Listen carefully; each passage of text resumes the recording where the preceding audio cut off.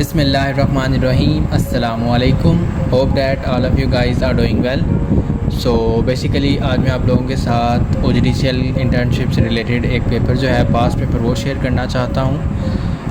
OJDCL का ये test जो था वो which was conducted by NTS in 7/11/2021। So basically इसके अंदर हम लोग जो है वो कुछ नॉन टेक्निकल को डिस्कस करेंगे। नॉन टेक्निकल के अंदर हम लोग वर्बल को डिस्कस करेंगे, हम लोग जीके को डिस्कस करेंगे और इसके अलावा इसके मज़ीद हम लोग जो है वो एवरीडे साइंसेस से रिलेटेड कुछ क्वेश्चंस को डिस्कस करेंगे। और टेक के अंदर हम लोग जो है वो इलेक्ट्रॉनिक्स के कुछ MCQ हैं, पावर के, बेसिक्स के और मशीन्स के। तो ये कुछ कंटेंट है, इंस्ट्रूमेंट भी इंक्लूडेड है। सो बेसिकली और भी काफ़ी सारी मतलब हैं इसके अंदर कंटेंट वगैरह। तो हम लोग इसको स्टार्ट करते हैं। So without any delay let's get start the video. So basically पहला MCQ जो मेरे पास नॉन टेक के अंदर है वो ये है जी कि Dushanbe is the capital of. So basically Dushanbe जो है वो हम लोगों के पास ताजिकिस्तान का कैपिटल है। और दुशानबे की काफ़ी ज़्यादा इसके अंदर एक स्पेशलिटीज़ वगैरह हैं कि ये काफ़ी ज़्यादा फेमस है आपके पास कंट्री। इसके अंदर विक्ट्री पार्क की वजह से ये मशहूर है। इसके अलावा आप लोगों के पास रुडाकी पार्क है। सो बेसिकली ये कुछ पार्क्स की वजह से ज़्यादा मशहूर है, मतलब एक टूरिस्ट पॉइंट है। नेक्स्ट MCQ हम लोगों के पास है कि नेचुरल का जो है वो अपोजिट क्या है। सो बेसिकली नेचुरल का अपोजिट जो है वो हम लोगों के पास अनयूजुअल है। नेचुरल जो है वो कुदरती चीज़ को कहते हैं और अनयूजुअल चीज़ जो होती है बेसिकली कि जो हम लोगों के पास अपोज बिल्कुल कर रही है, यानी कि उसके अंदर हम लोगों के पास जो है वो रियलिटी अनअपोज मतलब उसको जो है वो कर रही है। जैसे कि आर्टिफिशियल हमारे पास एक एंटोनिम है। इसके अलावा अनयूजुअल यानी कि जो अमूमी नहीं होता बिल्कुल भी। सो इसके बाद नेक्स्ट MCQ मेरे पास जो है वो एब्सेंट है। एब्सेंट का जो अपोजिट है वो ऑब्वियस है, मींस के गैर हाजिर है। ऑब्वियस का मतलब है यकीनी। सो नॉन ऑब्वियस होता तो गैर यकीनी बात होती। इसके बाद the boy is flying the kite मेरे पास जो फोर्थ MCQ है। सो बेसिकली ये प्रेजेंट कॉन्टीन्यूस का टेंस है।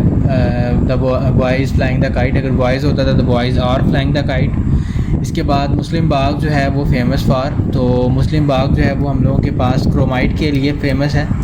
सो ये MCQ भी पेपर में पूछा जाता है, मतलब आपको इसके बारे में जो है वो थोड़ा बहुत आइडिया होना चाहिए क्योंकि इसके अंदर जो हम लोगों के पास मुस्लिम बाग है वो रिचेस्ट इन क्रोमाइट अकरेंस अमंग ऑल, ठीक है। तो ओपियोलाइट्स में हम लोगों के पास विद इन पाकिस्तान। सो ये मशहूर है तो उसका आपको पता होना चाहिए। इसके बाद मिल्क की प्योरिटी जो है वो लैक्टोमीटर से मेजर की जाती है। जैसे हाइड्रोमीटर होता है, बैरोमीटर होता है, एरोमीटर होता है। तो इसी तरीके से हमारे पास जो मिल्क की मतलब वो डिफरेंट मेजरमेंट्स के हैं। सो मिल्क की प्योरिटी जो है वो आप लोगों के पास लैक्टोमीटर मेजर करता है। इसके बाद Richter scale is use to measure the magnitude of earthquake. So basically Richter scale जो हम लोगों के पास होता है उसका मतलब कोई भी ज़लज़ला वगैरह आता है या इस तरह की कोई चीज़ जो होती है अर्थ में, मतलब अनयूजुअल इफेक्ट्स वगैरह जो आते हैं। बेसिकली जो कॉमन स्टैंडर्ड जो है वो उसका अर्थक्वेक को ही मेजर करने का 1935 में चार्ल्स रिचर्ड ने जो है वो उसको इन्वेंट किया था। और ये इसके बारे में जो है वो थोड़ी बहुत डिस्क्रिप्शन है। इसके बाद नेक्स्ट MCQ जो है वो है सर, उसके बाद कॉमा, उसके बाद fill in the blank train leaves for Lahore. So sir train जो है वो कब लाहौर के लिए रवाना होएगी, तो वो मतलब वैन इसके अंदर आ जाएगा। इसके बाद नेक्स्ट MCQ है हम लोगों के पास Neelam valley is famous for. So basically हम लोगों के पास जो नीलम वैली है वो हम लोगों के पास एक तो आज़ाद कश्मीर के अंदर मौजूद है। इसका हम लोगों को ये मतलब इसका ऑप्शन बनता है। और सेकंड थिंग जो है वो नीलम वैली की ये है जो उसकी मतलब अब स्पेशलिटीज़ हैं वो बेसिकली इसके अंदर हाई एल्टीट्यूड की लेक्स हैं। इसके अलावा स्ट्रीम्स हैं, टॉवरिंग हिल्स हैं। सो बेसिकली ये तमाम डेस्टिनेशन जो हैं makes it very interesting for tourist कि वो आएँ इसको विज़िट करें। सो बेसिकली ये नॉर्दर्न पाकिस्तान टूरिज़म मतलब टूरिस्ट के लिए पॉइंट है, बहुत अच्छा पॉइंट है। तो इसको ज़रूर अगर कभी आपको मौका मिले तो विज़िट करिएगा। इसके बाद नेक्स्ट MCQ है after Pashtun second largest ethnic group in Afghanistan. तो ताजिक्स जो हैं वो हमारे पास सेकंड लार्जेस्ट एथनिक ग्रुप हैं अफ़गानिस्तान में आफ्टर पश्तून। सो ये MCQ है। इसके बाद land of free people. So basically जो लैंड ऑफ फ्री पीपल है वो थाईलैंड को कहा जाता है। थाईलैंड की मतलब अब आप उसको याद रख लें कि लैंड ऑफ फ्री पीपल जो है वो हमारे पास थाईलैंड को कहा जाता है। सो इसी तरीके से एक हमारे पास लैंड ऑफ मिडनाइट सन होता है, वो नॉर्वे को कहा जाता है। तो इसी तरीके से हर कंट्री की कोई ना कोई स्पेशलिटी होती है, तो उसके बिहाफ पे उसको जो है वो डिस्कस कर लिया जाता है। इसके अलावा सिक और हेल्थ का एनालॉजी, मतलब सिक बीमार और हेल्थ जो है वो हमारे पास सेहत है, तो बेसिकली ये ऑपोजिट हैं। तो इसका मतलब एंटोनिम भी कोई ऑपोजिट, मतलब एनालॉजी भी ऑपोजिट होगी। इसके अलावा हमारे पास रेल और ट्रैक, किसकी एनालॉजी। सो बेसिकली रेल और ट्रैक आप लोगों के पास, ये आप कह लें कि ट्रैक मतलब एक पाथ है जिसके ऊपर जो है वो ट्रेन जो है वो चलती है।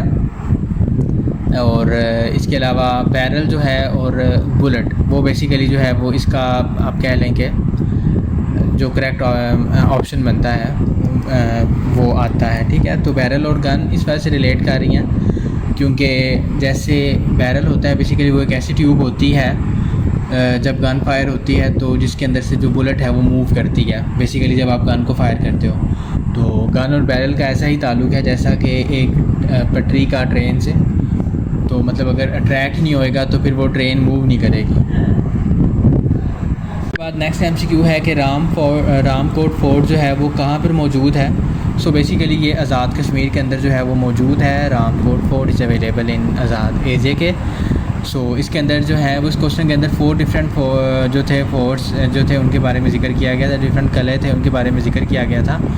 सो मैंने जो है वो फिर उसमें थोड़ा सा डिस्कस करता हूँ। आपके साथ रानीकोट फोर्ट था, इसके अलावा रामकोट था, कारगाई था। तो रानीकोट जो है वो बेसिकली जामशोर सिंध वाली साइड पे है, रामकोट मीरपुर आज़ाद कश्मीर में, और कारगाई जो है वो कोटली के अंदर जो है वो मौजूद है। तो ये कुछ MCQ थे। इसके बाद हम लोग जो है वो टैग के बारे में डिस्कस कर लेते हैं। तो बेसिकली हम लोगों के पास जो है वो कॉमन मोड रिजेक्शन रेशो का पहला MCQ है। What is common mode rejection ratio. So common mode rejection ratio जो है बेसिकली ये हम लोगों के पास OPAM से रिलेटेड क्वेश्चन है, मतलब कि इलेक्ट्रॉनिक्स का आप कह लें। उसके अंदर इलेक्ट्रॉनिक्स के अंदर आपका जो OPAMs एंड एम्पलीफायर्स वगैरह का टॉपिक आता है उसके अंदर ये रिलेटेड क्वेश्चन है। सो बेसिकली जो CMRR होता है वो रेशो होती है common mode gain to differential mode gain की।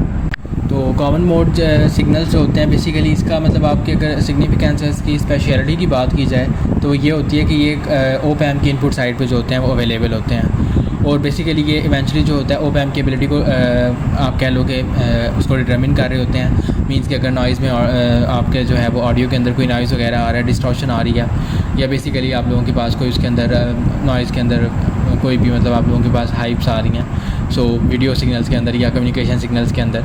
सो बेसिकली ये उसको डिटरमिन करता है और उससे मतलब उसकी कैपेबिलिटी और एबिलिटी को जो है वो OPAM की डिस्कस किया जा सकता है। इसके बाद power rating of register 17 MCQ है कि power rating of the register जो होता है वो डिपेंड्स ऑन।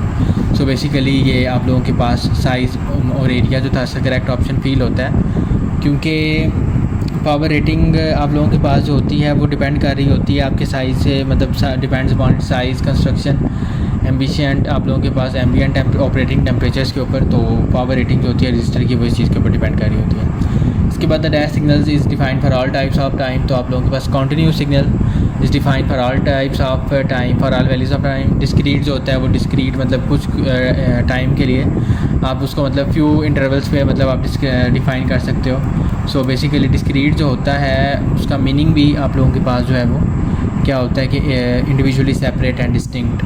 सो बेसिकली मतलब किसी पॉइंट पे जो है वो डिस्क्रीट सिग्नल जो होता है, अगर आपका डाटा जो है वो बेसिकली डिस्क्रीट है तो वो आप लोगों के पास फ्यू स्पेसिफिक इंटरवल्स पे जो है वो शो होएगा। लेकिन अगर कॉन्टीन्यूस है तो वो ऑल टाइम इंटरवल पे आप लोगों के पास जो होगा वो शो होगा। सो बेसिकली जो है वो ये फार्मूला है डिस्क्रीट और कॉन्टीन्यूस का। और इसके अलावा अगर मैं डिस्क्रीट और कॉन्टीन्यूस सिग्नल को जो है वो सिग्नल सिस्टम के अंदर से रिलेट करूं तो बेसिकली जो कॉन्टीन्यूस सिग्नल होता है वो फॉर ऑल टाइम के लिए हमारे पास, मैंने पहले जैसा डिस्कस किया, और डिस्क्रीट जो होता है वो डिस्क्रीट टाइम इंटरवल्स के लिए जो होता है वो आप जो है उसको स्पेसिफाई कर सकते हो, ठीक। इसके बाद हमारे पास नेक्स्ट MCQ है the analogue to digital converter provides 19 MCQ dash of input signal. So basically जो एनालॉग टू डिजिटल कन्वर्टर होता है वो provide quantisation of input signal. So basically quantisation का कंसेप्ट जो है वो मैं आप लोगों के साथ थोड़ा सा डिस्कस कर लेता हूँ। क्वांटाइजेशन बेसिकली जब हम लोग एनालॉग से डिजिटल की तरफ कन्वर्ट होते हैं तो हम लोगों के ना थोड़ा सा क्वांटाइजेशन का कंसेप्ट आ जाता है। सो बेसिकली क्वांटाइजेशन क्या होती है कि हम लोगों के पास मैपिंग होती है जिसके अंदर हम लोगों के पास जो एनालॉग सिग्नल होते हैं उसको हम लोग डिस्क्रीट के अंदर जो है वो कन्वर्ट करते हैं। सो बेसिकली ये एक टेक्निक है जो कि आप लोगों के पास मैकेनिकल सिस्टम्स को, क्लासिकल मैकेनिकल सिस्टम को क्वांटम आप लोगों को काउंटर पार्ट में डिस्कस करती है। सो बेसिकली यही है हमारे पास डिफरेंस। और सैम्पलिंग और क्वांटाइजेशन में भी थोड़ा सा कभी कभी हो जाता है कि सैम्पलिंग जो है वो basically digitalised and analogue signal, while quantisation जो है वो digitalised its Y axis. So basically जो सैम्पलिंग होती है वो एक्स एक्सिस को डिजिटलाइज करती है और क्वांटाइजेशन जो होती है वो वाई एक्सिस को डिजिटलाइज करती है। और सैम्पलिंग और क्वांटाइजेशन जो है वो बेसिकली वैल्यूज़ को जो होती हैं वो हमारे पास इन क्वांटाइजेशन के अंदर जो वैल्यूज़ होती हैं वो राउंड ऑफ करके मींस के हमारे पास प्रॉपर एक एग्जैक्ट मतलब पॉइंट्स जो है ना वो डिस्कस किए जाते हैं। मतलब इसके अंदर ये होता है कि एक इंटरवल पे मतलब 1 के ऊपर ये वैल्यू है, 2 के ऊपर ये वैल्यू, तो 0.5 0.6 का कंसेप्ट जो है वो मतलब डिफरेंट पार्ट्स को ख़त्म करके एक पॉइंट पे उसको जो है वो लेके आया जाता है। सो ये जो है हमारे पास क्वांटाइजेशन का कंसेप्ट है। और क्वांटाइजेशन के अंदर हम लोग जैसे बताते हैं ना कि हमारे पास सिग्नल जो है वो बेसिकली हम लोग सैम्पल कर रहे हैं जैसे 44.1 किलोहर्ट्ज़ का पर एवरी 0.023।